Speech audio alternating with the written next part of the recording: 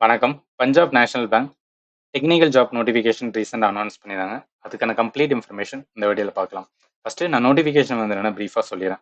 நம்ம online apply பண்றதுக்கான opening date வந்துன்னா 7th பிப்ரவரி, க்ளோசிங் டேட் வந்து 25th பிப்ரவரி. 10 டேட் எக்ஸாம் டேட் சொல்லியிருக்காங்க. மார்ச் ஆர் ஏப்ரல் வந்து என்ன நடக்கிற மாரி. இப்ப வேக்கன்சி பார்த்தோம்னா 1025 வேக்கன்சி இருக்கு. ஆஃபீசர் கிரெடிட்ல தான் வந்துன்னா 1000 வேக்கன்சிஸ் வந்து மென்ஷன் பண்ணி மிச்சத்துக்கும் தனித்தனியா குடுத்துருக்காங்க.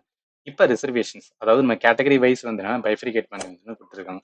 அடுத்து வேக்கன்சி பார்த்ததும் இப்போ எலிஜிபிலிட்டி கிரிட்டீரியால நீங்க ஆஃபீஸர் கிரெடிட்டுக்கு அப்ளை பண்ணணும் அப்படின்னா சார்ட்டர்ட் அக்கௌண்ட் நீங்க வந்து என்ன கம்ப்ளீட் பண்ண வேண்டியது இருக்கும் சரிங்களா. சர்டிஃபிகேஷன்ஸ் வந்து நீல் பட் உங்களுக்கான ஒர்க் எக்ஸ்பீரியன்ஸ் இருந்துச்சுன்னா டிசைரபிள் அப்படின்னு சொல்லியிருக்காங்க, நாட் அ மேண்டட்டரி.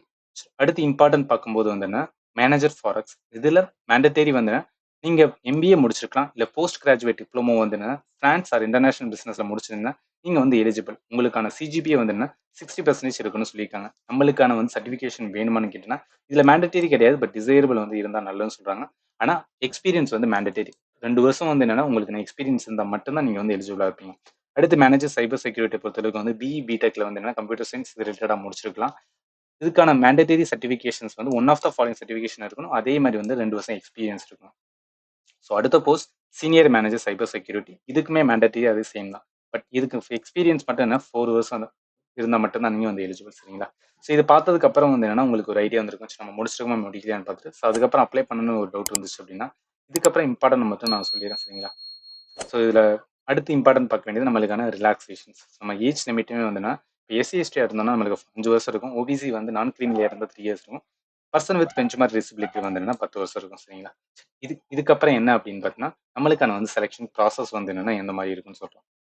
ஸோ டேரெக்டாக நம்மளுக்கு என்ன இருக்கும் அப்படின்னா ஸோ ஆன்லைன் ரிட்டன் டெஸ்ட் இருக்கும். ஸோ இதில் வந்து என்னன்னா எப்போதும் ஒரு பேங்கிங் கண்டக்ட் பண்ணுற மாதிரி reasoning English language quantitative and வந்து என்னன்னா ப்ரொஃபஷனல் லாங்குவேஜ்ங்கிறீங்க. ஏன்னா இது ஒரு டெக்னிக்கல் எக்ஸாம்னால உங்களோட ப்ரொஃபஷனாலஜி வந்து என்னன்னா கண்டிப்பாக வந்து செக் பண்ணுவாங்க சரிங்க. ஸோ இது பார்த்துட்டு இது ரிட்டன் கிளியர் பண்ணதுக்கப்புறம் உங்களுக்கு ஒரு பர்சனல் இன்டர்வியூ வந்து கண்டக்ட் பண்ணுவாங்க சரிங்களா. ஸோ இது ரெண்டையும் முடிச்சதுக்கப்புறம் தான் வந்து என்னன்னா உங்களோட அப்ளிகேஷன்ஸ் வந்து என்னன்னா மெரிட் லிஸ்ட்டில் வந்து என்னன்னா ஆட் பண்ணி சொல்லுவாங்க. இதில் எக்ஸாமினேஷன் சென்டர் நம்ம தமிழ்நாட்டை பொறுத்தளவுக்கு வந்து 3 பிளேஸ் சென்னை, கோயம்புத்தூர் அண்ட் திருச்சியில் தான் வந்து என்னன்னா கொடுத்துருக்காங்க. ஸோ இதை பார்த்ததுக்கப்புறம் நீங்க எலிஜிபிளா இல்லையா அப்படின்னு வந்து உங்களுக்கு தெரிஞ்சிருக்கும். ஸோ இதுக்கப்புறம் டேரக்டா எப்படி அப்ளை பண்றது அப்படின்னு பார்த்தீங்கன்னா ஸோ நம்மளோட வந்து என்ன அப்படின்னு பார்த்தீங்கன்னா so recruitment bus specialist officer நீங்க டேரக்டா இதை கிளிக் பண்ணீங்கன்னா நியூ ரிஜிஸ்ட்ரேஷன் கிளிக் பண்ணீங்கன்னா புதுசாக இருக்கும். ஆல்ரெடி வந்து லாகின் ஐடி இருந்துச்சு ரிஜிஸ்ட்ரேஷன் இருந்துச்சு இதை டேரக்டா கிளிக் பண்ணி நீங்க அப்ளை பண்ணிக்கலாம் சரியா. ஸோ அப்ளை பண்றதுக்கான டேட் வந்து 25th வரைக்கும் இருக்கிறதுனால ஸோ பொறுமையா யோசிச்சு வந்து என்ன பண்ணுங்க. ஒன்ஸ் நீங்க எலிஜிபிளா இருந்தால் மட்டும் வந்து அப்ளை பண்ணுங்க. தேவையில்லாம அப்ளை பண்ணோம் அப்படின்னா உங்களுக்கான ரெஜிஸ்ட்ரேஷன் ஃபீஸ் வந்து வேஸ்ட்டாக போயிடும். ஸோ அதுக்காக தான் நான் சொல்றேன் சரிங்களா. ஸோ இனி டவுட் இருந்துச்சு அப்படின்னு பார்த்தீங்கன்னா இந்த வீடியோட கமெண்ட் செக்ஷன் மென்ஷன் பண்ணுங்க. அண்ட் ஃபைனலி தேங்க்யூ ஃபார் வாட்சிங் and have a nice day.